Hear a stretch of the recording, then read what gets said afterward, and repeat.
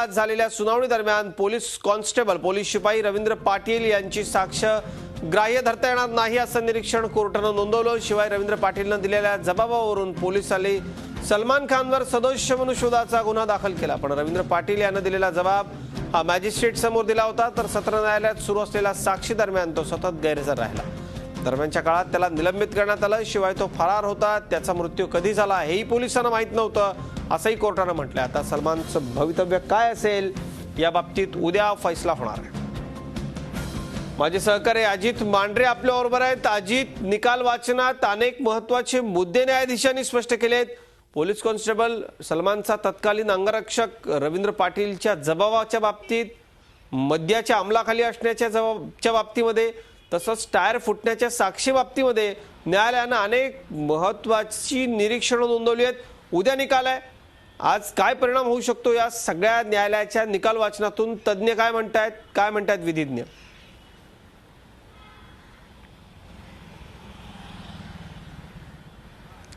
अजित, सर्वात महत्त्वाचं म्हणजे सलमान खानवरती जो सदोष मनुष्यवधाचा गुन्हा चालवण्यात आला होता, तब्बल 10 वर्षानंतर सलमान खानवरती हा गुन्हा दाखल केला गेला, त्यावर खटला चालवला गेला आणि त्यानुसार सलमान खानला जवळपास 5 वर्षांची शिक्षा मुंबई सत्र न्यायालयानं सुनावली आणि त्या शिक्षेला सलमान खाननं मुंबई उच्च न्यायालयामध्ये आव्हान केलं होतं।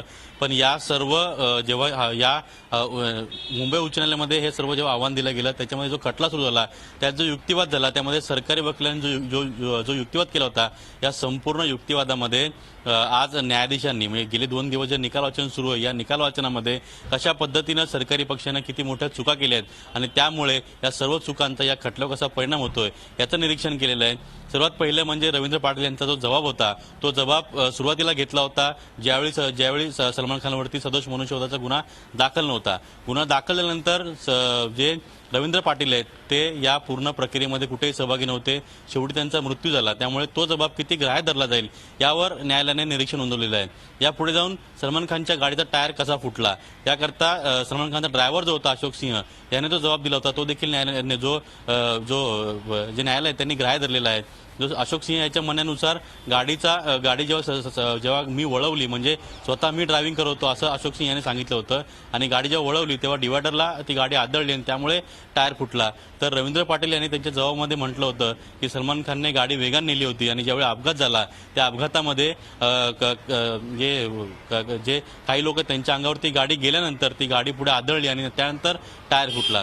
तर पुढे जाऊन जे आरटीओ अधिकारी आहेत, आरटीओ अधिकाऱ्यांनी सांगितलं होतं की गाडी सुस्थितीमध्ये होती, गाडीचा टायर फुटला नव्हता, पण गाडीच्या टायरची हवा कमी झाली होती, त्यामुळे मी त्या गाडीच्या टायरचा राऊंड घेतला होता।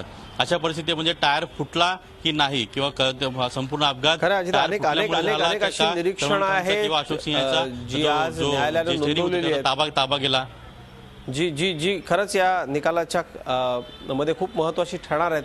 आपल्याला उद्या नेमका काय निकाल लागतो हे पाहणं उत्सुकाचं असणार आहे। धन्यवाद आपल्या माहिती करता। झी 24 तास रहा एक पाऊल पुढे।